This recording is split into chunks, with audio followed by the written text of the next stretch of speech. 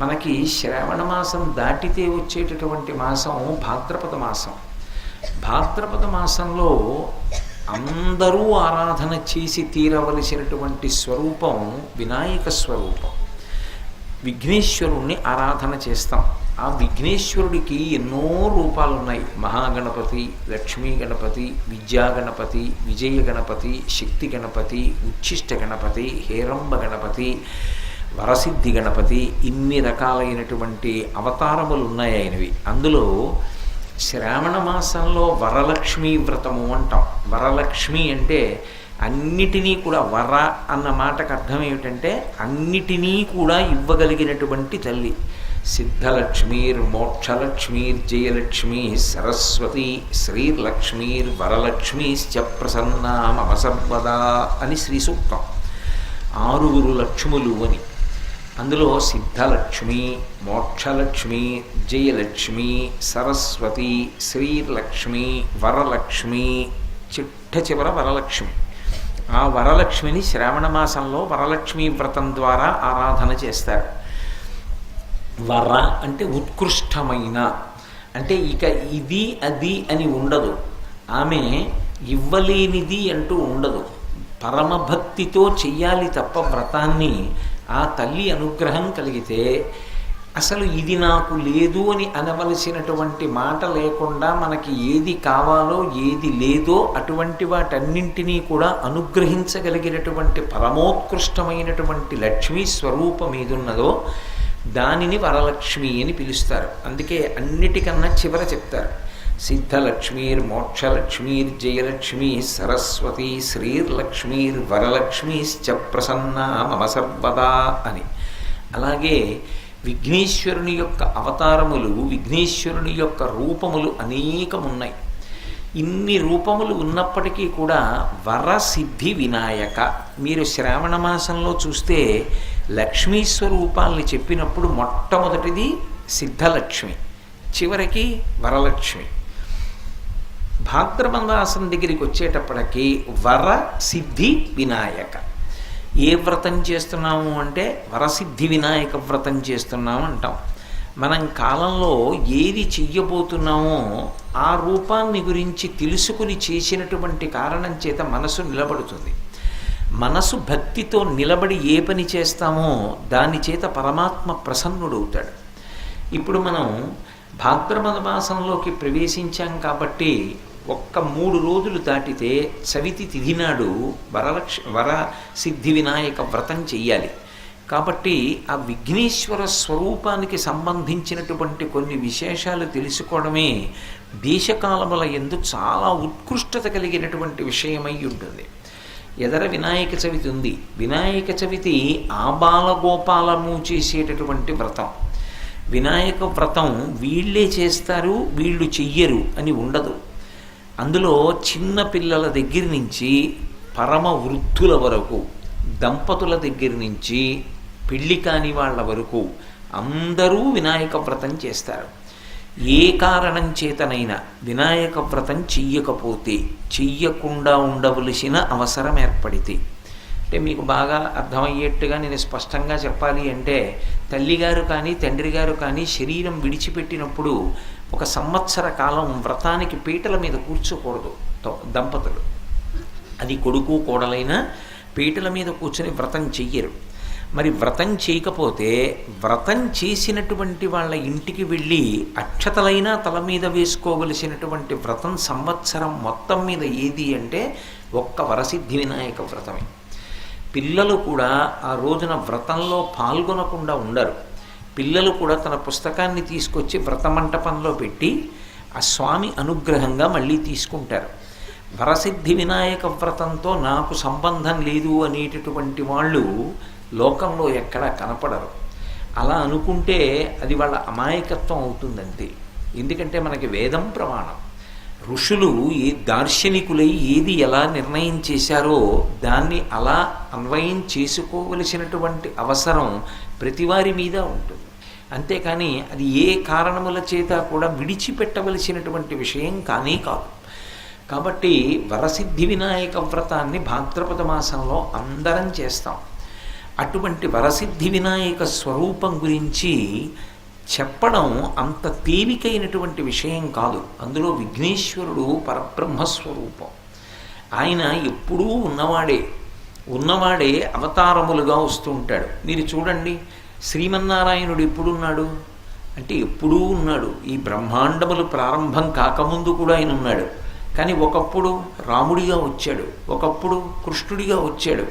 రామావతారం పరిసమాప్తమైపోయింది త్రేతాయుగంలో. త్రేతాయుగంలో రామావతారం వెళ్ళిపోయింది కాబట్టి ఇప్పుడు రాముడిగా ఆరాధన చేస్తే పలకడు అని మీరు సిద్ధాంతం చెయ్యగలరా? నారాయణుడిగా రాముడు ఎప్పుడూ పలుకుతూనే ఉంటాడు. రామా అన్న నామంతో పిలిస్తే రాముడిగా వచ్చి ఆదుకుంటూనే ఉంటాడు. ఎంతమందిని ఆదుకోలేదు? త్యాగరాజస్వామి వారిని ఆదుకోలా, రామదాసు గారిని ఆదుకోలా భద్రాచలంలో. కాబట్టి అదే స్వామి అవతార స్వీకారం చేసి అనేక రూపాలతో భూమి మీదకు వస్తూ ఉంటాడు. అజాయమానో బహుధా విజాయతే అంటుంది వేదం. పుట్టవలసినటువంటి అవసరం లేనివాడు అనేకమైన రూపములను పొంది ఈ భూమి మీదకి దిగి వస్తే అప్పుడు ఆయనని మన కంటితో చూడడానికి వీలవుతుంది. లేకపోతే పరబ్రహ్మాన్ని ఎలా చూస్తాం? ఈ కంటికి ఆయన్ని చూసే శక్తి ఉండదు. మధ్యాహ్నం వేళ ప్రకాశిస్తున్నటువంటి సూర్యబింబాన్ని ఈ కంటితో చూడటం సాధ్యమవుతుందా? ఈ కంటితో స్పష్టంగా చూడాలని కొంతసేపు చూశారనుకోండి, కన్ను నీరు కారి చూడలేక రెప్ప మూత పడిపోతుంది. మధ్యందిన మార్తాండ బింబాన్ని చూడడానికి ఈ కంటికి శక్తి లేకపోతే కోటి సూర్యుల పగిది ప్రకాశించేటటువంటి భగవంతుని యొక్క దర్శనాన్ని ఈ కన్ను ఎలా చేయగలదు? ఈ కంటికి శక్తి చాలదు. నేను చేతిలో ప్రమిదలో దీపం వేసి ఒక దీపాన్ని చేత్తో పట్టుకున్నాను అనుకోండి, నేను ఇప్పుడు ఆ దీపం పట్టుకుని కింద పడిపోయినటువంటి ఒక నాణ్యాన్ని వెతకగలను. దాని కాంతిలో ఒక నాణ్యాన్ని వెతకగలనేమో, కానీ ఆ దీపాన్ని ఎత్తి పట్టుకుని ఆకాశంలో ఉండేటటువంటి సూర్య చంద్రబింబాన్నో నక్షత్రాన్నో చూడటం కుదురుతుందా? దీని ప్రకాశం కన్నా దాని ప్రకాశం చాలా గొప్పది. దీని కాంతిలో దాని కాంతి కనపడదు, దాని కాంతి దీని కాంతిని కప్పేస్తుంది.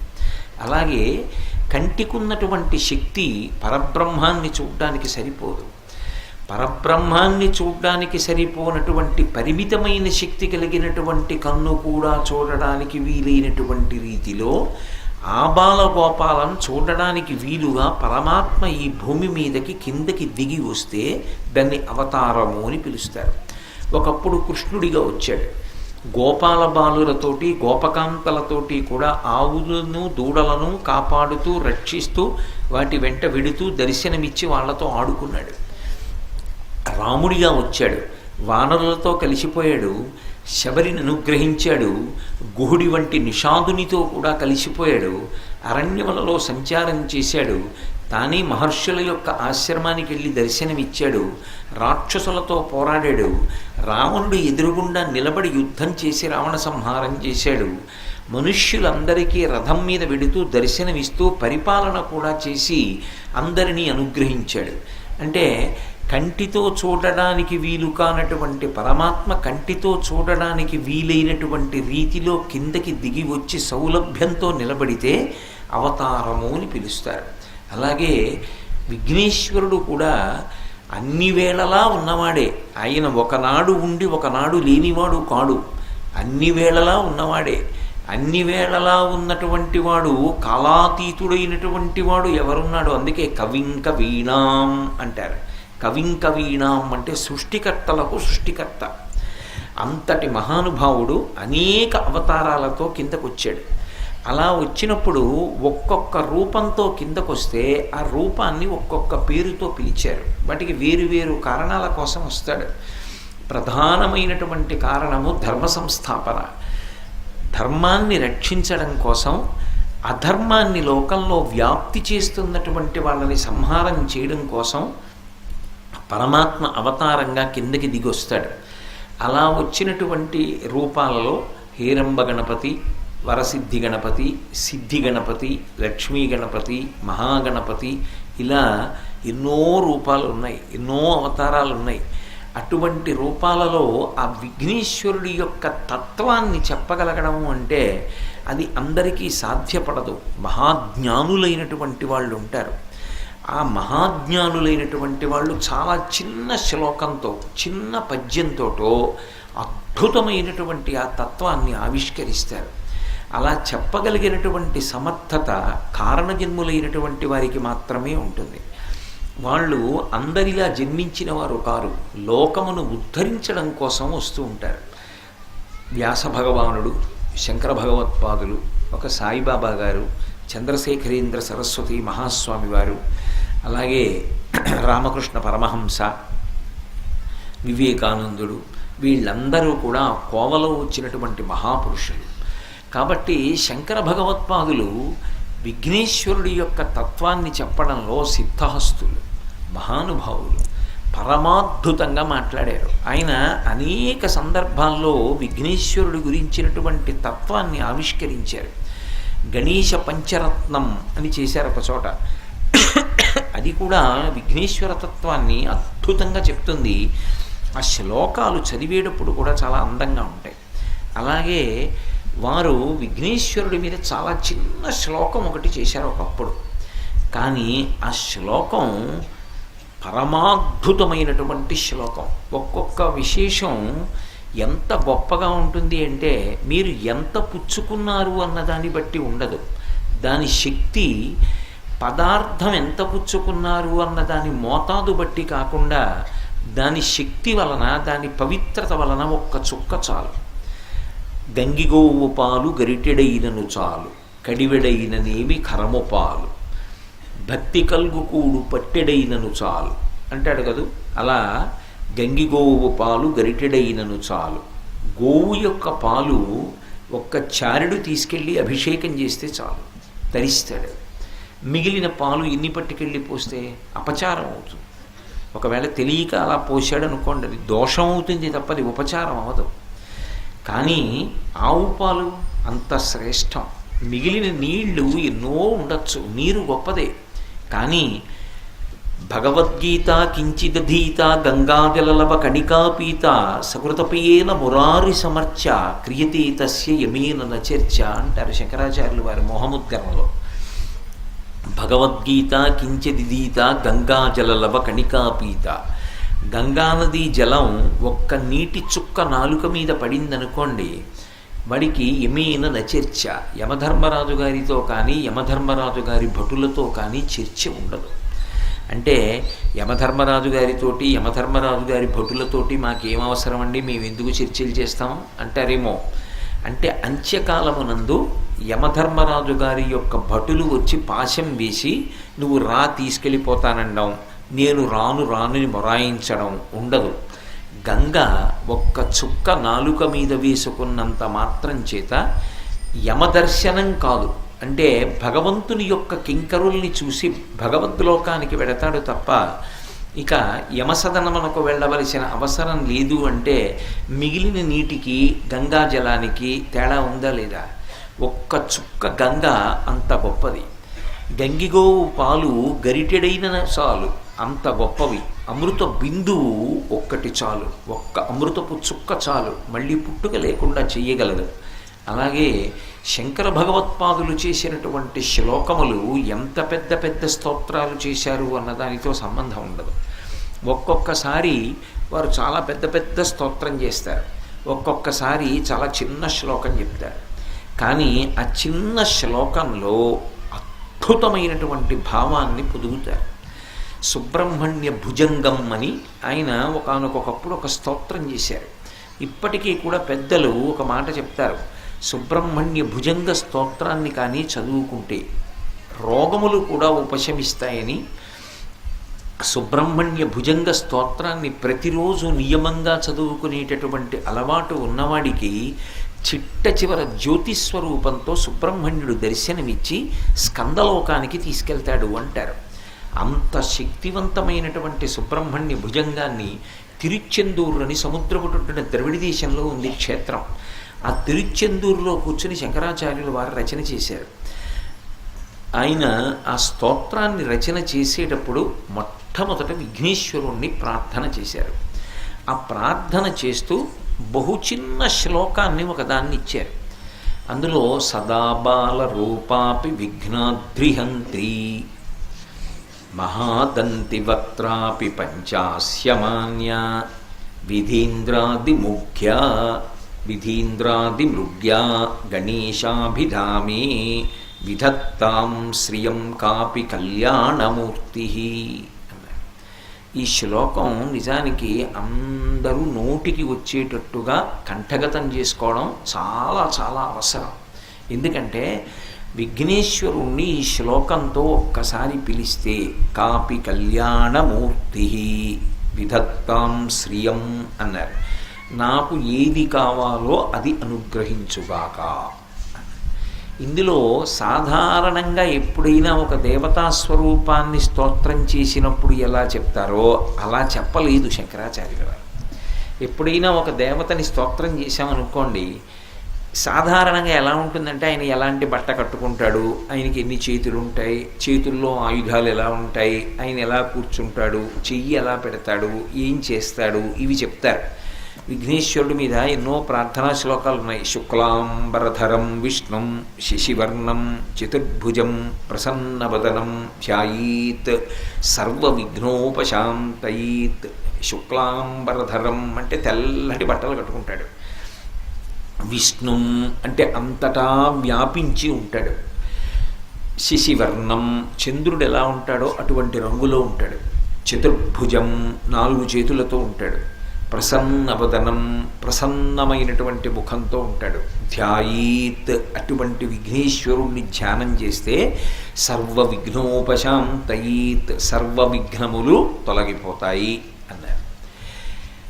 సాధారణంగా దేవతలని ఉద్దేశించి చేసేటటువంటి శ్లోకములు ధ్యాన శ్లోకములు కానీ ప్రార్థనా శ్లోకాలు కానీ అలాగే ఉంటాయి. కానీ శంకర భగవత్పాదులు సుబ్రహ్మణ్య భుజంగంలో చేసినటువంటి శ్లోకం చాలా చాలా విచిత్రమైనటువంటి శ్లోకం విఘ్నేశ్వరుడి మీద. ఆయన ప్రారంభం చేస్తూనే సదా అంటూ మొదలుపెట్టారు శ్లోకాన్ని. సదా బాల రూపాపి విఘ్నాద్రిహంత్రి అన్నారు. అద్రి అంటే కొండ, విఘ్నాద్రి అంటే పర్వతములు ఎంతంత ఉంటాయో అంతంత విఘ్నములు. ఆ విఘ్నము అంటే అడ్డు రావడం, ప్రతిబంధకం. అంతంత ప్రతిబంధకాల్ని అంతంత విఘ్నాల్ని తీసేస్తాట. ఎవరు తీసేస్తారు? సదాబాల రూపా అపి. సంస్కృతంలో అపి అంటే అయి ఉండి కూడా అనర్థం. సదాబాల రూపా అపి అయి ఉండి, ఎలా ఉండి కూడా అంటే సదా ఎప్పుడూ బాలరూపా చిన్న పిల్లవాడు ఎలా ఉంటాడో అలాగే ఉంటాడు. అసలు ఇందులో ఉంది చమత్కారం అంతా. ఎప్పుడూ అలా ఎలా ఉంటాడండి? నేను ఒకప్పుడు చిన్న పిల్లవాడిగానే ఉన్నాను. ఓ నిక్కర వేసుకుని ఏదో చిన్న ప్రాథమిక పాఠశాలకు ఎడుతుండేవాడిని. అంతకుముందు ఇంకా చిన్నవాడిగా ఉండేవాడినేమో, శిశువుగా ఉండి ఉంటాను. ఖచ్చితంగా అలా ఉండకుండా ఎలా ఉంటాను? కానీ నా శైశవం నేను మరీ పసిపిల్లవాడిగా ఉన్నప్పుడు ఎలా ఉన్నానన్నది నాకు తెలియదు. ఎలా తెలుస్తుంది? అజ్ఞానావస్థ కదూ. ఆ తర్వాత శరీరం మారి బాగా పొడుగయ్యాను. ఇప్పుడు శక్తి క్రమక్రమంగా తగ్గుతోంది కదూ. కాబట్టి మారతాడు. మరి విఘ్నేశ్వరుడు సదాబాల రూప ఎప్పుడూ పిల్లవాడిగానే ఉంటాడు అని మొదలెట్టారు. అదేమిటి ఎప్పుడూ పిల్లవాడిగా ఎలా ఉంటాడు? పెరగద్దు. పెరగకపోతే తల్లిదండ్రులకి బెంగగా ఉంటుంది. మీరు ఆలోచించండి, ఓ పిల్లాడు ఎప్పుడూ పిల్లవాడిలాగే ఉండిపోతున్నాడు అనుకోండి, వాడు పెద్దవాడు అవ్వట్లేదు. అప్పుడు తల్లిదండ్రులు బెంగ పెట్టుకుంటారా? బెంగ పెట్టుకోరా? ఏమిటండి మా పిల్లాడు ఎప్పుడూ అలా 3 ఏళ్ల వాళ్ళే అలాగే ఉంటున్నాడు, వాడు పుట్టి 30 ఏళ్ళు అయింది కానీ 3 ఏళ్ల వాడంతే ఉన్నాడు అంటే ఇప్పుడు ఎవరి దగ్గరికి తీసుకెడతారు ఆ పిల్లాడిని? వెంటనే వైద్యుడి దగ్గరికి తీసుకెడతారు. వైద్యులందరికీ వైద్యుడు ఎవరు లోకంలో? పరమశివుడు. ఈ ప్రపంచానికి అంతటికీ కూడా మొట్టమొదటి వైద్యుడు ఎవరు అంటే పరమేశ్వరుడు. అందుకే యజుర్వేదంలో రుద్రాధ్యాయం ప్రథమో దైవ్యో భిషక్ అంటుంది. భిషక్ అంటే వైద్యుడు, ప్రథమో దైవ్యో మొట్టమొదటి దైవం వైద్యుడిగా వచ్చిన వాడెవరు అంటే పరమశివుడు. కాబట్టి ఇప్పుడు వైద్యుడికి అలాంటి కొడుకు పుడితే ఆయన ఏం చేయాలి? ఇదేమిట్రా నా కొడుకు ఎప్పుడు ఇలా ఉండిపోతున్నాడు అనుకోవాలి కదా. మరి ఆయనకే అలాంటి కొడుకు పుట్టాడు అనుకోండి, అప్పుడు ఆయనకి ఓ కష్టం మనసులో ఉండిపోయిందిగా. తన కష్టాన్ని తానే తీర్చుకోలేనివాడు మన కష్టాలను నేను తీరుస్తాడు. ఇంక శివాలయాలు ఎందుకు, శివుడి దగ్గరికి వెళ్ళడం ఎందుకు? ఆవిడ ఆదిశక్తి అమ్మవారు పార్వతీదేవి.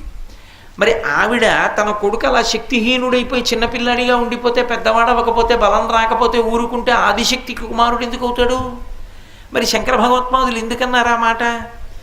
శంకర భగవత్పాదులు చేసేటటువంటి శ్లోకాలలో ఉండేటటువంటి వైచిత్రి ఏమిటంటే, మనకి తెలియకుండానే దాంట్లోంచి అనేక అనుమానాలు పుట్టేట్టు చేస్తారు. ఇప్పుడు అనుమానం పుడితే మీరేం చేయాలి? ఏమిటి శ్లోకం ఇలా ఉంది అని ఎవరో ఒకళ్ళని అడగాలి. అయ్యా అలా ఎలా ఉంటాడండి? సదాబాల రూప, ఎప్పుడూ పిల్లాడి రూపంలో ఉంటాడా? పోనీ పిల్లాడి రూపంలో ఉన్నాడండి, చిన్న పిల్లాడు పాపం ఏం తెలియదు అలా ఉండిపోయాడు అందాం అనుకుంటే, అపి అయి ఉండి కూడా ఆయన విఘ్నాద్రిహంత్రి, పర్వతములంతంత విఘ్నములను కూడా తోషవతల పారేస్తాడు. అది ఏమిటి? పిల్లవాడు అంటే శక్తి తక్కువ ఉన్నవాడు, పెద్దవాడు అంటే శక్తి కలిగినవాడు. ఇది లోకంలో సిద్ధాంతం కాదు. నాకున్న శక్తి నా మనవడికి ఉంటుందా? కోటేశ్వరరావు గారి మనవడు 3వ సంవత్సరంలో నడుస్తున్నవాడు కోటేశ్వరరావు గారిని తోపు తోస్తే ఈ గదిలో యువతల నుంచి అవతల పడ్డాడు అని మీతో ఎవరైనా చెప్పారనుకోండి, బుద్ధి ఉందా లేదా? కోటేశ్వరరావు గారిని తోసేంత బలవంతుడు ఎలా అవుతాడు మనవాడు? 3 ఏళ్లవాడు తోసేసాడు ఆయన్ని. 6 అడుగుల మనిషి ఈ గదిలో ఈ మూల నుంచి ఆ మూలక పడ్డాడా? ఎలా పడతాడా? అంత బలం ఎక్కడ ఉందని అడుగుతారు. అలాంటిది సదాబాల రూప, ఎప్పుడూ పిల్లవాడి రూపంలో ఉండేవాడు పర్వతాలంతంత విఘ్నాలు తీసేస్తాడా? ఎలా కుదురుతుంది?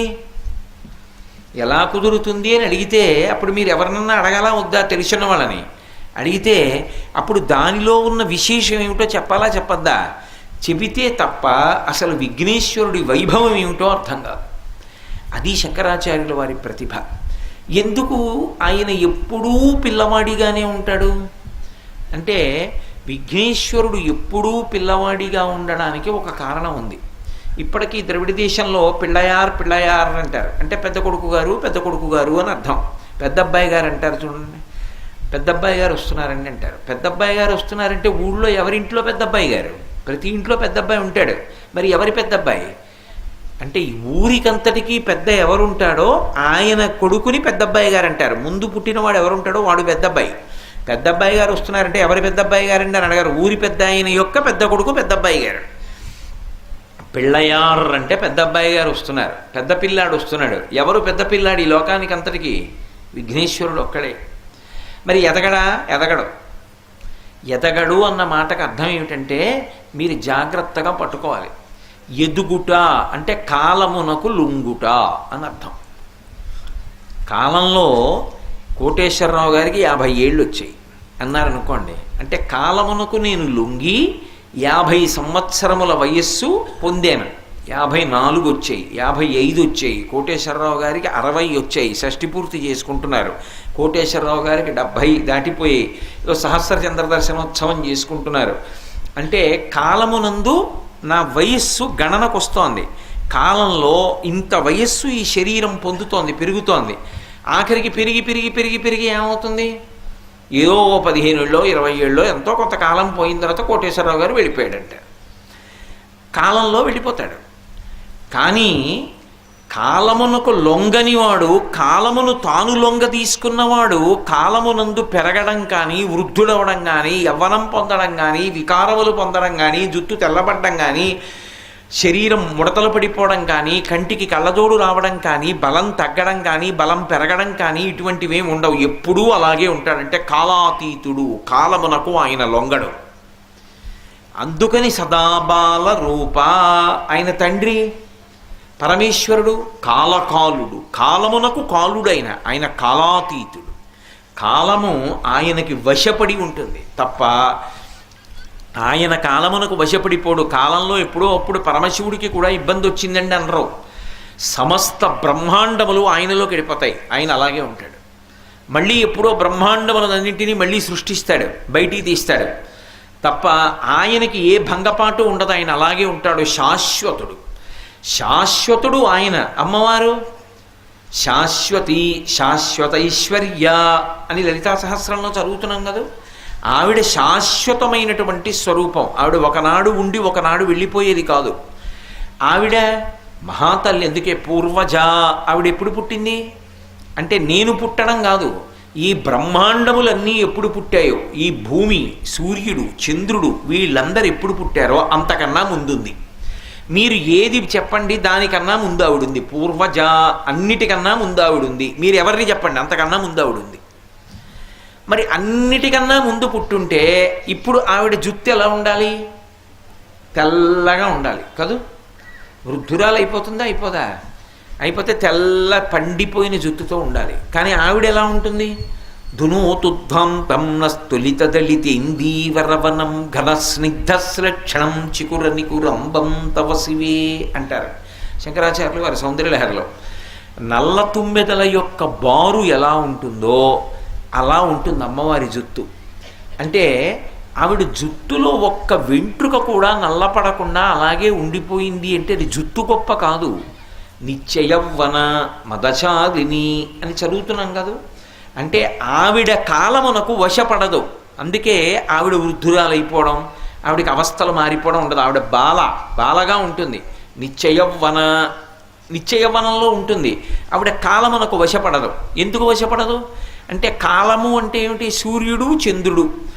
సూర్యుడు ఇవాళ పొద్దున్న ఉదయించాడు, ఇవాళ సాయంకాలం అస్తమించాడు. అంటే మనందరి జీవితంలో ఒక పగలు పూర్తయిపోయింది. వెనక్కి వెళ్ళగలమా? వెళ్ళి మళ్ళీ తెచ్చుకోగలమా పగలు? ఏదైనా తేగలమేమో, కాలాన్ని తేలేము. మన ఆయుర్దాయాల్లో ఒక పగలు పూర్తయిపోయింది. చంద్రోదయం అయింది. మన జీవితాల్లో ఒక రాత్రి ఆయుర్దాయం పూర్తయిపోతుంది రేపు పొద్దుటికి. మళ్ళీ చంద్రుడు అస్తమించి సూర్యోదయం అయిందనుకోండి, ఒక రాత్రి పోయింది. మళ్ళీ సూర్యోదయం అయి సూర్యాస్తమయం అయితే ఇంకో పగలు పోయింది.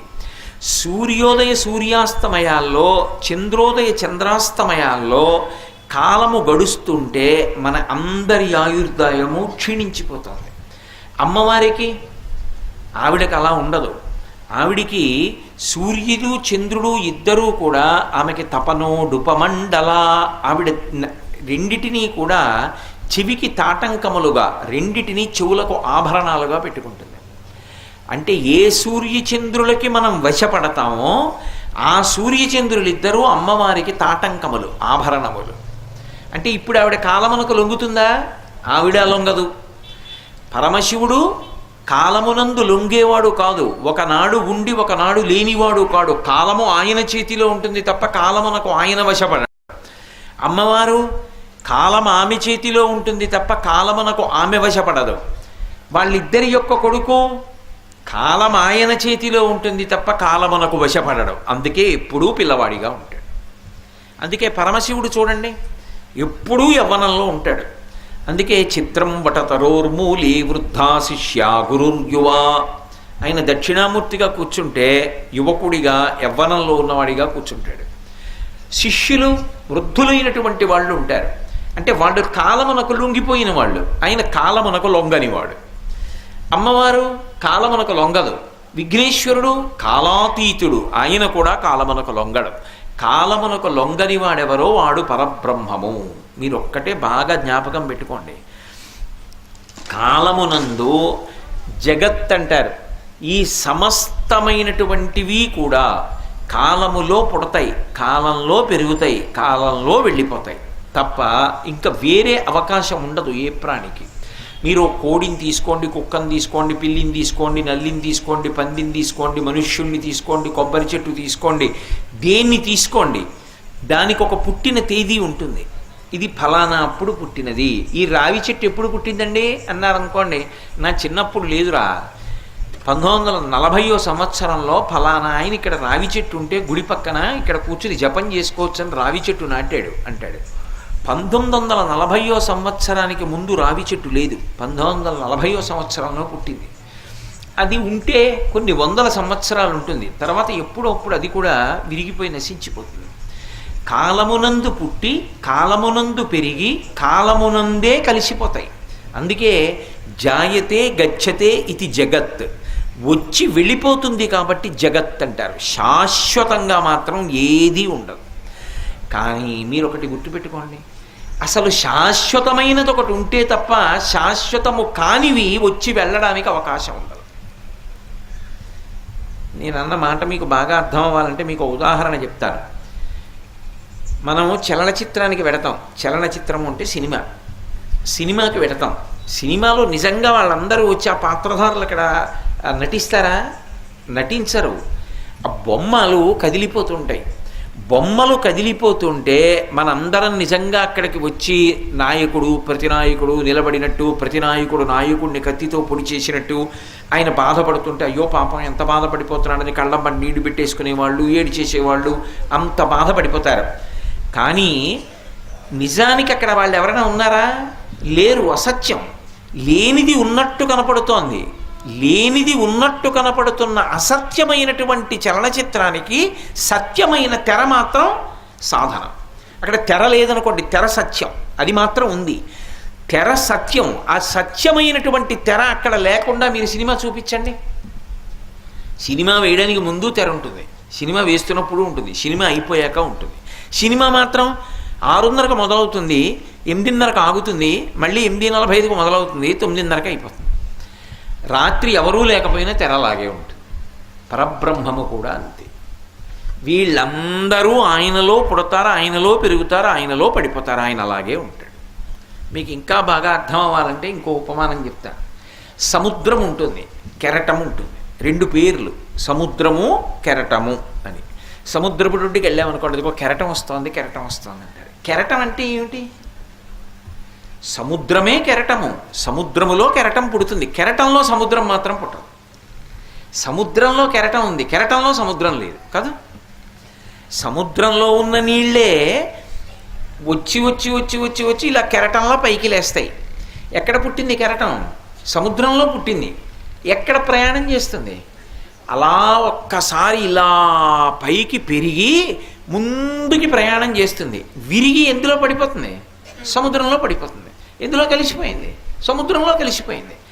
కెరటం పుట్టుక సముద్రంలో, కెరటం పెరగడం సముద్రంలో, కెరటం కలిసిపోవడం సముద్రంలో.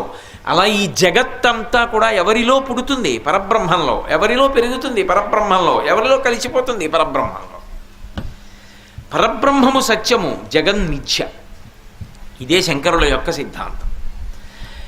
ఆ తెర అని నేను అన్నానే, ఆ శాశ్వతమైనది, అది ఎప్పుడూ ఉంటుంది. దేశకాలములతో దానికి సంబంధం లేదు, ఎప్పుడూ ఉండిపోయేది. అందుకే వేదం ఓ మాట అంటుంది, నతత్ర సూర్యో భాతి నచంద్రతారకం నేమా విద్యుతో భాతి కుతో యమగ్ని తమేవ భాంతమనుభాతి సర్వం తస్య భాషా సర్వమిదం విభాతి అంటుంది. ఏదైనా కనపడాలి అంటే సూర్యుడు ఉండాలి. సూర్యుడు వస్తే అన్నీ కనపడతాయి. ఇప్పుడు చీకటి, ఏదో దీపం పట్టుకెళ్ళాను అనుకోండి, కొన్ని కనపడతాయి. సూర్యుడు వస్తే దీపం పట్టుకెళ్ళక్కర్లా, అన్నీ కనపడతాయి. చంద్రోదయం అయితే కొన్ని కనపడతాయి, అన్నీ కనపడవు. చీకటి. సూర్యచంద్రుల యొక్క అవసరం లేకుండా కోటి సూర్యుల చంద్రుల యొక్క పగిది తనంత తాను వెలిగిపోయేవాడు ఎవరంటే పరబ్రహ్మ. మీరు ఒక విషయం, ఏదైనా వస్తువు గురించి తెలుసుకోవాలి అంటే దీపం అవసరం. దీపాన్ని చూడడానికి ఇంకేం తీసుకురావాలి? దీపాన్ని చూడడానికి ఇంకొకటి తీసుకురారు. దీపపు కాంతిలో ఇంకొకటి చూస్తారు, అంతేగాని దీపాన్ని చూడడానికి ఏమంటే ఒకసారి దీపం చూడాలి ఏమైనా పట్టరండి అంటారా? అనరు. దీపాలకి దీపం పరమాత్మ. సూర్యచంద్రుల కన్నా కూడా అతీతమైనటువంటి వెలుగుతో ప్రకాశిస్తూ ఉంటాడు ఆయన. కాబట్టి ఆయన ఒకనాడు ఉన్నవాడు, ఒకనాడు లేనివాడు కాడు, ఎప్పుడూ ఉన్నవాడు వినాయకుడు. ఇది చెప్పడానికి సదాబాల రూప, ఎప్పుడూ బాలుడిగా ఉంటాడు. అంతేనా దాని అర్థం? కాలాతీతుడు, కాలమునకు లొంగనివాడు, పరబ్రహ్మము. అదొక్కటే కాదు, సదాబాల రూప అన్న మాటకు అర్థం ఏంటంటే, మీ అందరూ బిడ్డలను కన్న తల్లులే, అందరూ బిడ్డలున్న వాళ్ళే. మనవలు మనవరాళ్ళని ఎత్తిన వాళ్ళు కూడా కొంతమంది ఉంటారు. పిల్లల యొక్క మనస్తత్వంలో ఉండేటటువంటి లక్షణాలు ప్రధానమైనటువంటివి 2 ఉంటాయి. ఒకటి, అప్పటికి కోపం వస్తుంది. అప్పటికి కోపం వచ్చినవాడు ఒక్క క్షణంలో మళ్ళీ మర్చిపోతాడు. అది పిల్లల మనస్తత్వం. వాడే పెద్దవాడు అయ్యాడు అనుకోండి, కడుపులో పెట్టుకుంటాడు. నన్ను వాడండి అప్పుడు ఎప్పుడూ అలా అన్నాడంటాడు. అదే చిన్నపిల్లవాడిగా ఉంటే అప్పుడు కోపం అప్పుడే పోతుంది. ఏదో తాతగారు రాసుకుంటున్నారు, తాత తాత పెన్ను, తాత పెన్ను అంటాడు, ఇమ్మంటాడు. రాసుకుంటున్నాను రా, ఇప్పుడు కాదు, అమ్మ వీడిని తీసుకెళ్ళు అంటాడు తండ్రి. కూతురు వచ్చి మనవాడిని తీసుకెళ్ళిపోతుంది. వాడికి కోపం వస్తుంది. కోపం వచ్చి తాతగారు పెన్ను ఇవ్వలేదని అట్నుంచి వచ్చి తాతగారు ఇలా కుర్చీలో కూర్చొని రాసుకుంటున్నాడు అనుకోండి, పక్కకు వచ్చి ఒకటి కొడతాడు ఆ చిన్న చేత్తో, తాత అంటే వాడికి కోపం వచ్చింది. తాత ఇలా చూసి నవ్వి, ఒరే నువ్వు రాసుకో అని ఓ కాగితం ఓ పెన్సిలు ఇచ్చి రాసుకో అన్నాడు అనుకోండి, తాత తాత అని మురిసిపోయి అక్కడ కూర్చొని రాసుకుంటాడు. ఒకవేళ ఏమీ ఇవ్వలేదనుకోండి, ఇవ్వకపోయినా వాడి కడుపులో కానీ మనసులో కానీ ఉండదు. 2 నిమిషాలు మరిచిపోయి మళ్ళీ తాతగారు పంచకట్టుకుని ఎక్కడికో పెడుతున్నాడు కదా, తాత అచ్చి నేను వస్తానని వెంటబడతాడు. వాడికి కోపం ఉండదు, ఎప్పుడూ సంతోషంగా ఉంటాడు. అప్పుడప్పుడు కోపం వస్తుంటుంది, కానీ వెంటనే మర్చిపోతాడు. మీరు గమనించండి, పిల్లలు ఆడతారు, పాడతారు, నవ్వుతారు. వాళ్ళు ఎప్పుడూ మనస్సు ప్రశాంతంగా ఉల్లాసంగా ఉంటుంది కాబట్టే ఏదో ఆడుకుంటారు, ఏదో పాడుకుంటారు, సంతోషంగా ఉంటారు. ఎప్పుడు మనం పెద్దవాళ్ళం అయిపోయిన తర్వాత అలా ఆడగలమా, పాడగలమా, సంతోషంగా ఉండగలమా? అన్నీ ఈశ్వరుడు ఇచ్చినా ఇంకా ఏదో ఇవ్వలేదని నా బోటిగాడు ఏడుస్తూనే ఉంటాడు. నేను మీలాంటి వాళ్ళ గురించి చెప్పట్లేదు. కానీ పిల్లలు అలా కాదు, ఎప్పుడూ సంతోషమే, ఎప్పుడూ ఆనందమే. అది వాళ్ళ లక్షణం. రెండోది, వాళ్ళు పరతంత్రులై ఉంటారు. వాళ్ళు ఎప్పుడు వాళ్ళకి కావలసింది ఏమిటంటే, అమ్ముందా లేదా, నాన్నగారు ఉన్నారా లేరా. ఒకవేళ నాన్నగారు లేరనుకోండి, అమ్ముందా, అమ్మ ఎక్కడికో వెళ్ళింది అనుకోండి, నాన్నగారు ఉన్నారా. అమ్మ నాన్నగారు ఉన్నారనుకోండి, ఆ ఊరు కాకపోయినా పర్వాలేదు. హైదరాబాదులో ఉండే పిల్లలు తల్లితో కలిసి కాకినాడ వచ్చారనుకోండి, వాళ్ళకి అది హైదరాబాదా కాకినాడ అనవసరం, అమ్మతో ఉన్నావా లేదా అదొక్కటే. అమ్మ కనపడలేదు అనుకోండి, వాడు ఒప్పుకోడు. అమ్మ నాన్నగారు ఉంటే చాలు. వాళ్ళు అన్నిటికీ వాళ్ళ మీదే ఆధారపడతారు. ఆకలేసింది అమ్మ, బయటికి వెళ్ళాలి అమ్మ, స్నానం చేయాలనిపించింది అమ్మ, చేతులు కడుక్కోవాలి అమ్మ. ఆఖరికి వాడు మల విసర్జన చేసుకుంటే వాళ్ళ వాడి అవయవాలు కూడా వాడు శుభ్రం చేసుకోలేడు, అమ్మ అమ్మ అంటాడు. అన్నిటికీ అమ్మ ఆధారపడి ఉంటాడు పిల్లవాడు. అలా సదాబాల రూప, ఎప్పుడూ పిల్లవాడిగా ఉండడము అన్న మాటకు అర్థం ఏమిటంటే, ఆయన మనం తప్పు చేసినా కూడా మనసులో పెట్టుకునే లక్షణం ఉన్నవాడు కాడు. పిల్లవాడిలా మర్చిపోతాడు. పిల్లలు చూడండి, ఒరే నాట్యం చెయ్యి అంటే నాట్యం చేస్తారు. వాళ్ళకి సంతోషం వచ్చిందనుకోండి, గంతులేస్తారు. మీరు ఒక్కటి ఆలోచించండి, నృత్యం చెయ్యడం అని చెప్పి ఒక ప్రత్యేకమైనటువంటి కళ.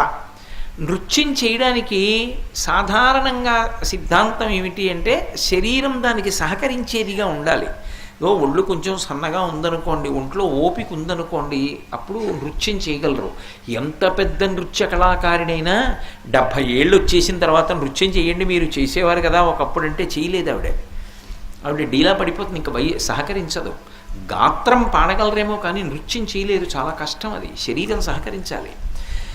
బాగా స్థూలకాయుడు ఉన్నాడు అనుకోండి, బాగా లావుగా ఉండి పొట్టిగా ఉన్నవాడు ఉన్నాడు అనుకోండి, ఆయన వచ్చి కూచిపూడి నృత్యం చేస్తాడన్నారు అనుకోండి, ఆయన నృత్యం చేస్తుంటే పొట్ట అవి ఊగుతున్నాయి అనుకోండి, నవ్వుతారా? చాలా బాగా చేస్తున్నారండి నృత్యం అంటారా? నృత్యం అంటే ఎవరిని తీసుకొస్తారు నృత్యానికి? మెరుపు తీగలా సన్నగా ఉండి చక్కగా ఆంగికం అంటే శరీరం దానికి అనుగుణంగా కదిలి గబగబా వేదిక మీద తిరిగి నర్తన చేయగలిగితేనే నృత్యం చేస్తారు. అంతేగాని ఇంత లావునున్న వాళ్ళు నృత్యం చేయరు. కానీ మీరు గమనించండి, పిల్లల దగ్గరికి వచ్చేటప్పటికీ పిల్లవాడు బక్కగా ఉన్నాడు అనుకోండి, ఏమంటాం? ఏమిటి వాడు ఏం తిండా పాపం అలా ఉన్నాడు ఏంటండి సన్నగాను అంటాం. పిల్లలు బొద్దుగా ఉన్నారనుకోండి, బాగున్నాడే పిల్లాడు బొద్దుగా భలే బాగున్నాడంటారు. ఓ 25 ఏళ్ళు వచ్చిన తర్వాత లావుగా బొద్దుగా ఉన్నాడు అనుకోండి, ఏమయ్యా రోజు కాసేపు నడవకూడదు అలా అయిపోతున్నావు అంటారు. పసితనంలో బొద్దుగా ఉంటేనే అందం. అసలు బొద్దుగా ఉన్నటువంటి పిల్లాడు ఎవరు లోకంలో? విఘ్నేశ్వరుడు ఒక్కడే. చాలా అందంగా అనిపించే పిల్లవాడి రూపము అనాలంటే విఘ్నేశ్వరుడు వినా ఇంకొకడు లేడు అసలు దేవతల్లో. పిల్లలు బొద్దుగా ఉండి ఆడుకుంటున్నారు అనుకోండి, వెంటనే వెళ్ళి ఎత్తుకుని బొగ్గ ఇలా గిల్లి కొబ్బరి ముక్కలా భలే ఉందిరా అని బొగ్గ అంటాం. సన్నగా పీలగా ఉన్నాడు అనుకోండి, ఏమమ్మా ఏం అన్నం తిండా ఏమిటి అలా ఉన్నాడు ఏమిటి ఆ పిల్లాడు అంటాం. అదే సన్యాసి సన్నగా ఉన్నారనుకోండి, పాపం ఆయన ఉపవాసాలు వ్రతాలు చేస్తారు. కొందరు సన్యాసులు కఠోరమైన నియమాలు పాటించినప్పటికీ కూడా లావుగా ఉంటారు. దాని అర్థం నేను వాళ్ళని చిన్నబుచ్చడం కానీ వాళ్ళని తక్కువ చేస్తున్నానని మాత్రం కాదు. సన్యాసాశ్రమం మహోత్కృష్టమైనటువంటి ఆశ్రమం. నేను అలా దాన్ని తక్కువ చేస్తున్నానని మీరు అనుకోకూడదు. పిల్లలు బొద్దుగా ఉంటే ముద్దుగా ఉంటారు. దేవతా స్వరూపాలన్నిటిలోనూ బొద్దుగా ఉండే ముద్దైన పిల్లాడు ఎవరంటే విఘ్నేశ్వరుడు ఒక్కడే. ఆయన లంబోదరం. పిల్లలకి నాట్యం చేసే అలవాటు, పాటలు పాడే అలవాటు ఉంటుంది. విఘ్నేశ్వరుణ్ణి చూడండి, నాట్యం చేస్తాడు. సాధారణంగా నాట్యం ఎప్పుడు చేస్తారు? మనసు బాగా ఉల్లాసంగా సంతోషంగా ఉందనుకోండి, అప్పుడు నాట్యం చేస్తారు. ఏడుస్తూ కూర్చుని ఉన్నాడు అనుకోండి, అప్పుడు నాట్యం ఏం చేస్తాడు వాడు? ఆయన నృత్య గణపతి అని ఒక గణపతి స్వరూపం ఉంది. ఎందుకు నృత్యం చేస్తాడంటే, ఒకానొకప్పుడు చంద్రుడు తప్పు చేశాడు. ఆయన చంద్రలోకానికి వెడితే నేను అందంగా ఉంటాను, ఆయన బొద్దుగా ఉన్నాడు, మరుగుజ్జు రూపంలో ఉన్నాడని ఆయన్ని చూసి నవ్వాడు. నేను లోపల లోకాల్ని అనుగ్రహించే మంచితనంతో ఉంటాను, నా అందం లోపలి అందం. నువ్వు పైకి అందంగా ఉన్నానని అహంకారానికి పోయావు. అహంకారం చెడ్డ గుణం, నీకు లోపలి అందం లేదు. అందుకని శపించాడు, నిన్ను చూస్తే అపనిందలు వస్తాయని. ఆయన శపించింది చంద్రుణ్ణి. చంద్రుడు బుద్ధి తెచ్చుకుని ఆయన దగ్గరికి వచ్చి, నాది పొరపాటు అయిపోయింది, ఇంకెప్పుడు నేను ఇలా ఎవరిని చూసి నవ్వనన్నాడు. అంటే విఘ్నేశ్వరుడు అనుగ్రహించాడు. సరే, నిన్ను చూస్తే అపనిందలు రావు. ఒక్క భాద్రపద మాసంలో శుక్లపక్షంలో చవితి నాడు నేను వరసిద్ధి వినాయకుడిగా అవతారం స్వీకరించిన రోజున నువ్వు ఏ రోజు నవ్వావో ఆ ఒక్కరోజు చూడకుండా ఉంటే చాలు. ఒకవేళ వినాయక వ్రతం చేసుకున్నా, వ్రతాక్షతలు తల మీద వేసుకున్నా చూసినా కూడా పర్వాలేదు అని దానికి మళ్ళీ మినహాయింపునిచ్చాడు. అప్పుడు ఎవరు సంతోషించాలి? నిజానికి అమ్మయ్యా నా శాపం పోయిందండి అని చెప్పి చంద్రుడు సంతోషించాలి. సంతోషించి ఆనందం పట్టలేక ఆయన గంతులేసి నాట్యం చేయాలి. చంద్రుడు తప్పు తెలుసుకుంటే సంతోషించి గంతులేసి నాట్యం చేసిన వాడు ఎవరు? విఘ్నేశ్వరుడు. నృత్య గణపతి అని ఒక స్వరూపం. ఆయన నృత్యం చేస్తుంటాడు గణపతి. ఆయన నృత్యం చేయడం ఏమిటి అంటే, అవతలవాడు తప్పు తెలుసుకుంటే ఆయన సంతోషపడిపోతాడు. అంతేగాని నువ్వు తప్పు చేసావు కాబట్టి ఒక్కనాటికి నిన్ను క్షమించనండవు. స్వామి నాది తప్పైపోయింది అంటే చాలు మురిసిపోతాడు. అందుకే అందరికన్నా సులభుడు ఎవరంటే ఆరాధనలో విఘ్నేశ్వరుడే. మీరు పసుపు ముద్ద తెచ్చి ఇలా పెట్టారనుకోండి, దానికి ఒక బొట్టు పెట్టారనుకోండి, అంతే, అదే విఘ్నేశ్వరుడు. దానికి మూర్తి కానీ పూర్ణకుంభం కానీ ఏం అక్కర్లేదు. సాధారణంగా మూర్తి పెట్టకపోతే కలశ పెడతాం, కలశ కూడా అక్కర్లేదు. ఓ ఆకేసి ఇంత పసుపు ఇలా ముద్ద చేసి పెట్టి దానికి బొట్టు పెట్టారనుకోండి, అది విఘ్నేశ్వరుడు అంతే. ఎందుకంటే పార్వతీదేవి ఒంటికి పసుపు నలుగు పెట్టుకు తీసిన ప్రాణప్రతిష్ఠ చేసింది కాబట్టి ఇప్పటికే పసుపు ముద్ద అక్కడ పెట్టి ఆవాహయామి అంటే వచ్చేస్తాడు. అంత తేలికగా వస్తాడు, అంత తేలికైన పూజ పొందుతాడు. ఆయనకి చాలా తేలికగా పూజ చేయడానికి అవకాశం ఉన్నంతగా ఎక్కడా ఎవరి విషయంలో ఉండదు. ఆయన గరికతో పూజ ఇష్టపడతాడు. గరిక దొరకంది ఎక్కడ నాకు చెప్పండి? గరిక దొరుకుతుంది. గరిక అంటే చాలామంది ఇలా నిలువుగా పెరిగినది అనుకుంటారు. నిలువుగా పెరిగితే దర్భ, నిలువుగా పెరిగినది కాదు. శతమూల శతాంకుర సర్వగం హరతు మే పాపం దుర్వాదు స్వప్ననాశిని అంటారు. దుర్వాంకురములు అంటారు. ఏ గరికతో పూజ చెయ్యాలి అంటే, నేల మీద పాకుతుంది గరిక.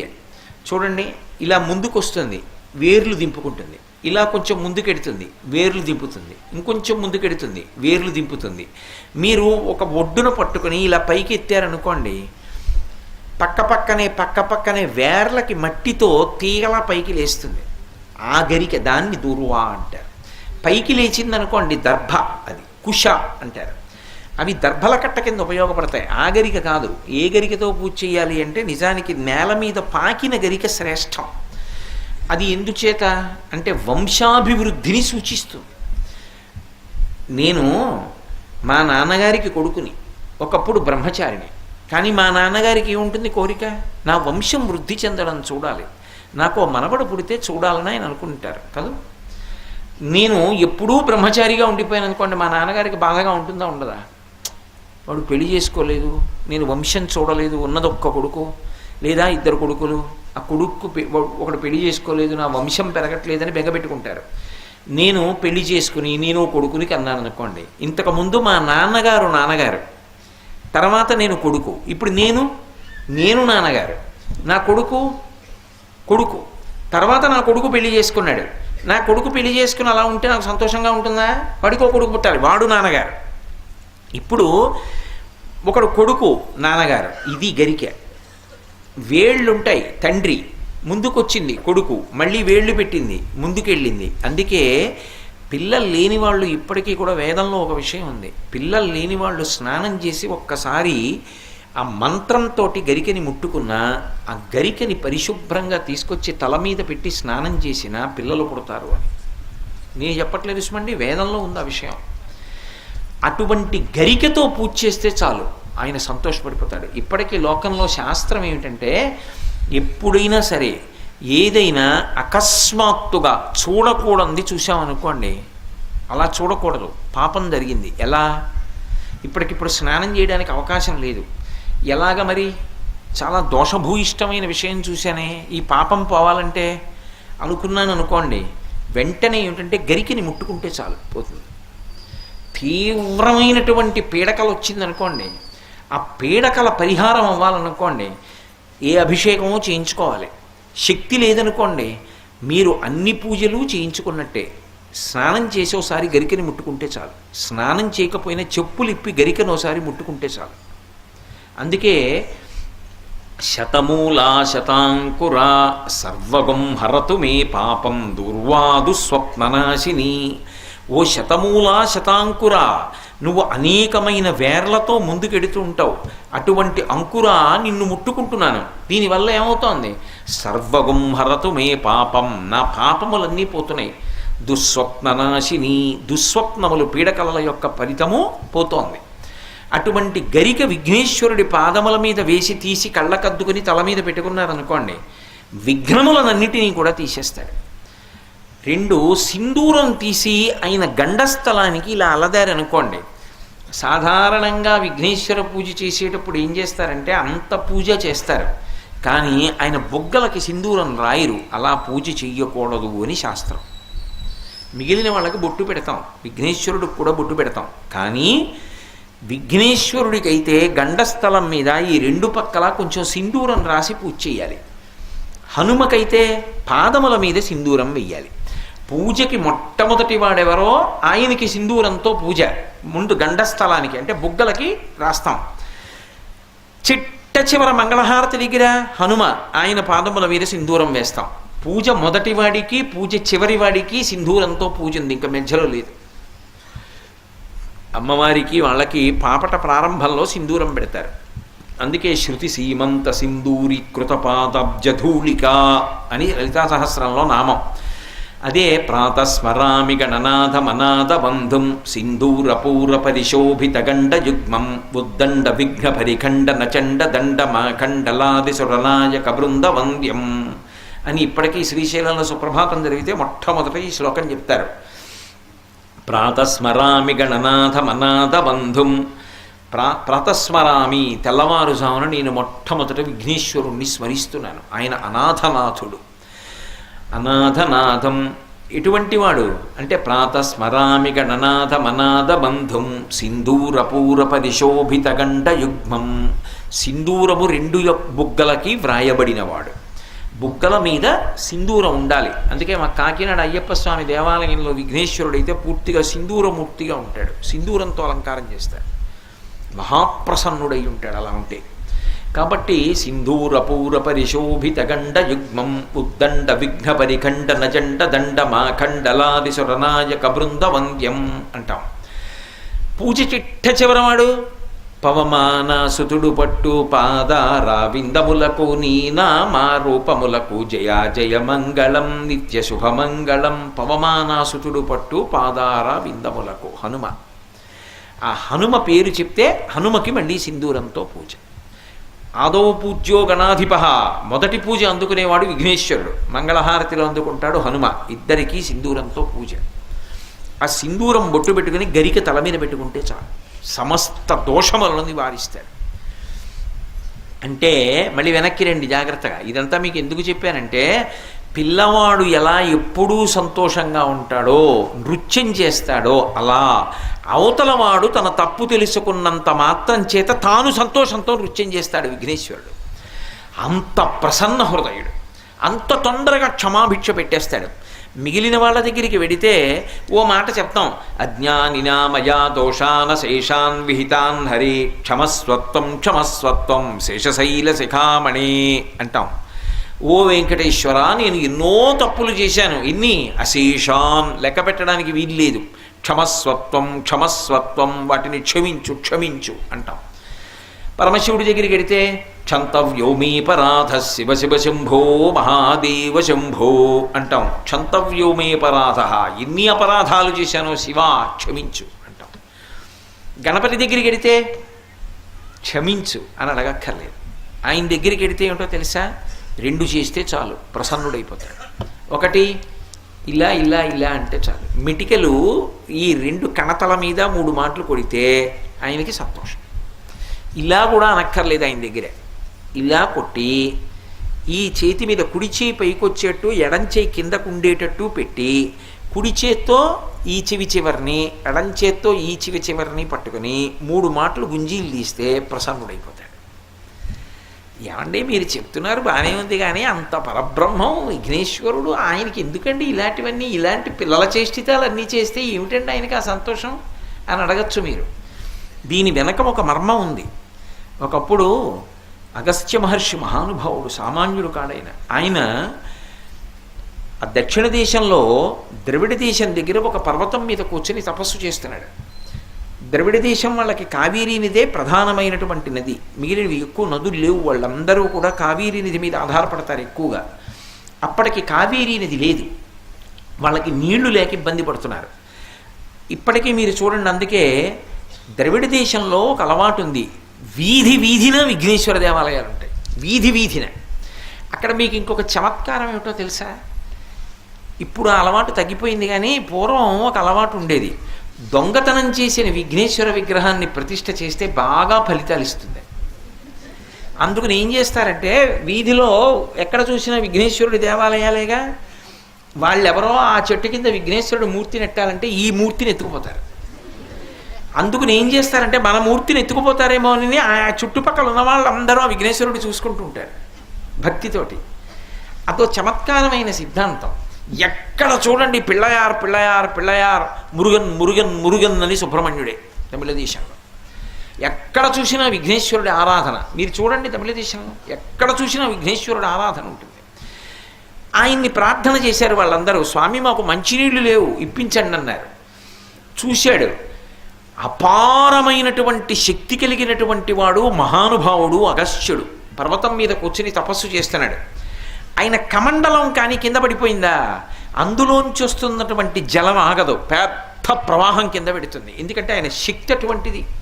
ఒకప్పుడు శంకర భగవత్పాదులు తన కమండలంలోకి నర్మదా నది వరదలన్నింటినీ పట్టేశారు, వాళ్ళ యోగశక్తి అటువంటిది. అగస్త్యుడు అటువంటి వాడు. ఆయన కమండలంలో నీళ్లు కింద పడ్డాయా, ఒక మహానది కింద ప్రవహిస్తుంది. ఆ కమండలాన్ని పడగొట్టాలి, ఎవరెడతారు? ఆయన దగ్గరికి వెళ్ళి ఆయన కమండలం పడగొట్టడమే. ఆయన జపం చేసుకుంటున్నాడు. విఘ్నేశ్వరుడు ఏమీ తెలియని వాళ్ళ చిన్నపిల్లాడి రూపంలో వెళ్ళి కమండలం కింద పడేశాడు. ఆ కమండలంలో నీళ్ళన్నీ ఒలికిపోయి ఒక మహానదీ ప్రవాహం కింద, కావేరీ నదీ ప్రవాహం కింద వెళ్ళింది. అగస్త్య మహర్షి చప్పుడైందని ఇలా చూశాడు, కమండలం ఒలికిపోయి నీళ్ళన్నీ ఒలికిపోయి. ఎవడు రా అని చూశాడు. దూరంగా అగస్త్య మహర్షి లావుగా పొట్టిగా ఉంటారు, విఘ్నేశ్వరుడు లావుగా పొట్టిగా ఉంటాడు. పిల్లవాడి రూపంలో పరిగెడుతున్నాడు.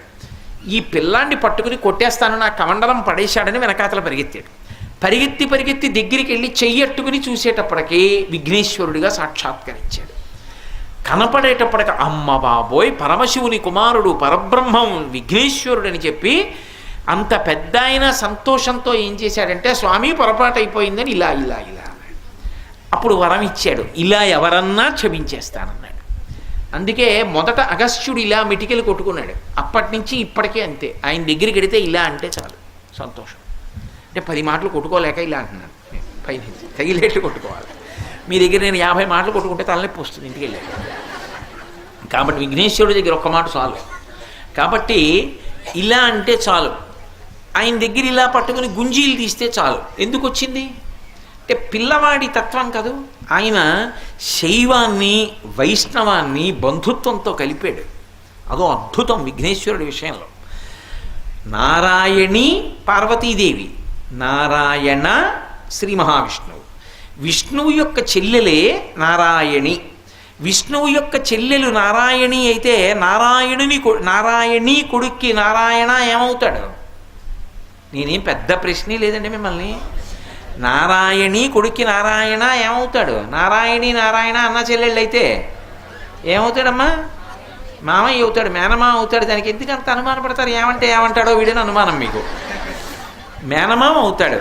మేనమామల ముద్దు మీలైన ముద్దు, తాతలకు తా ముద్దు తాను అబ్బాయి. తాతగారికి మనవడంటే ముద్దు, మేనమామకి మేనల్లుడంటే ముద్దు. ఆ రెండు ముద్దులు చాలా ప్రీతిగా ఉంటాయట. లోకంలో సహజమైన ప్రేమ, నిష్కాపట్యంగా పరమ ప్రేమగా ఉంటుందిట.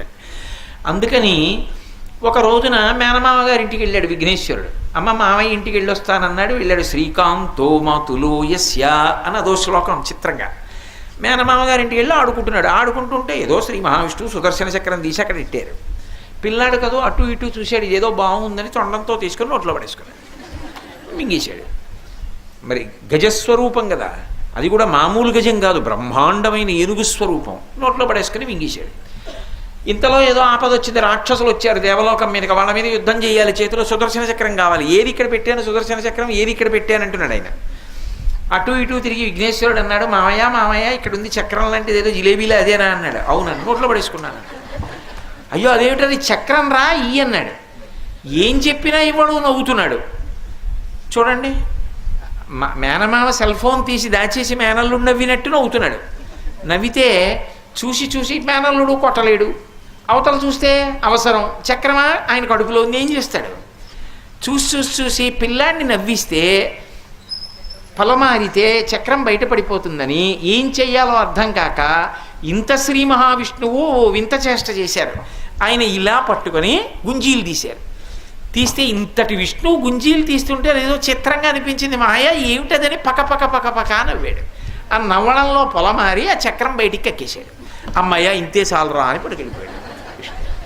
అందుకని మేనల్లుడై వైష్ణవాన్ని శైవాన్ని బంధుత్వంతో కలిపారు విఘ్నేశ్వరుడు సుబ్రహ్మణ్యుడు మహానుభావుడు. అందుకని విష్ణువు ఆ రోజున చెవులు పట్టుకుని గుంజీలు తీస్తే ప్రసన్నుడైపోయాడు. ఇప్పటికీ మీరు అందుకే ఇప్పటికీ ద్రవిడ దేశం వెడితే ఎక్కడైనా విఘ్నేశ్వరుడు గిరి కనబడితే చెప్పులు ఇప్పి 3 మాటలు ఇలా కొట్టుకుని గుంజీలు తీసి వెళ్ళిపోతుంటాడు. మోకాళ్ళ నొప్పులుంటే గుంజీలు తీయక్కల్లా 3 మాటలు ఏదో కొద్దిగా వంగగలిగినంత తొంగినా చాలు. కాబట్టి ఆయనంత సులభుడు లోకంలో లేడు. మీరు ఎప్పుడు చూడండి, పిల్లవాడిగానే సాధిస్తాడన్నీ, పెద్దవాడిగా సాధించడు. కొన్ని తప్ప మిగిలినవన్నీ కూడా విఘ్నేశ్వరుడి యొక్క సాధితములు అన్నీ కూడా పిల్లవాడిగా సాధిస్తాడు తప్ప పెద్ద రూపంతో సాధించడు ఆయన. అందుకే సదాబాల రూప శంకరాచార్యుల వారు ఒక్క మాట అంటే అంత రహస్యం ఉంటుంది. ఒకప్పుడు రావణాసురుడు ఆత్మలింగాన్ని తీసుకెళ్ళిపోతున్నాడు. ఎలా? అది లంకాపట్టణానికి వెళ్ళిపోతే దుర్భేద్యం అయిపోతుంది. లంకను ఎవరు ఆక్రమించలేరు. ఇంకా రాక్షస బలం పెరిగిపోతుంది. వెళ్ళకూడదు ఆత్మలింగం. వెళ్ళకూడదంటే ఆయన ఏం చేశాడంటే గోకర్ణం దాకా వెళ్ళిన తర్వాత సంధ్యావందనం చేసుకోవాల్సి వచ్చింది. సాయంకాలం అవుతాం. శివలింగాన్ని కింద పెట్టకూడదు. ఎలా? అటు ఇటు చూశాడు. పిల్లవాడి రూపంలో కనపడ్డాడు విఘ్నేశ్వరుడు. పిల్లవాడిని పిలిచి, ఒరేయ్ నేను అర్ఘ్యం ఇచ్చి వచ్చేస్తాను. సాయంకాలం గాయత్రి మహామంత్ర జపం కన్నా అర్ఘ్యం ప్రధానం. అర్ఘ్యం చాలా ముఖ్యంగా ఇవ్వాలి. ఉదయం జపం కూడా అవసరం. సాయంకాలం ఏదైనా అత్యవసరమైన పని ఉంటే 11 మాటలే జపం చేసినా అర్ఘ్యప్రదానం మాత్రం వదిలిపెట్టకూడదు. అర్ఘ్యం ఇచ్చి రావాలి. ఒకవేళ ఇవ్వకపోతే అర్ఘ్యం ఇచ్చిన వాళ్ళు ఇంటికి వెళ్ళి తీర్థం తీసుకున్నప్పుడు అన్నం తినాలి, పలహారం చేయాలి తప్ప అది చేయకూడదు. అంత ప్రధానం యజ్ఞోపవీతం ఉన్న వాళ్ళకి. సాయంకాలం అయితే సంధ్యావందనం చేసి అర్ఘ్యప్రదానం చేయాలి. కాబట్టి అర్ఘ్యం ఇవ్వాలి కనీసం. ఈ శివలింగాన్ని ఎవడన్నా పట్టుకోవాలి. ఈ పిల్లాడు కనబడ్డాడు. ఒరే నేను ఇప్పుడే వెళ్ళి అలా స్నానం చేసి అర్ఘ్యం ఇచ్చి వస్తాను, కొంచెం శివలింగం పట్టుకో అన్నాడు. అలాగే పట్టుకుంటాను. కానీ ఇది శివలింగం అంటున్నారు. ఒకవేళ ఇది బరువుగా అనిపిస్తే నాకు పట్టుకోలేకపోతే కింద పెట్టకూడదు అంటున్నారు. కింద పెట్టక పట్టుకోను లేక నేనేమైపోను. 3 మాటలు పిలుస్తాను, మీరు వచ్చేస్తేనే సరే, లేకపోతే కింద పెట్టేస్తానన్నాడు. 3 మాటలు పిలిచే లోపల రాలేకపోతానా అనుకుని ఆయన వెళ్ళాడు. పాపం సంకల్పం చెప్పుకుని మంత్రంతో అర్ఘ్యం తీసిస్తున్నాడు. ఇలా తీశాడు. మొదటి మాట రావణ అన్నాడు. అయ్యి బాబోయ్ పిలిచేస్తాడేమో అని గబగబా ఇలా వదిలేయకూడదు. దానికి ఒక పద్ధతి ఉంటుంది, క్రమంలో వదలాలి. అప్పటికి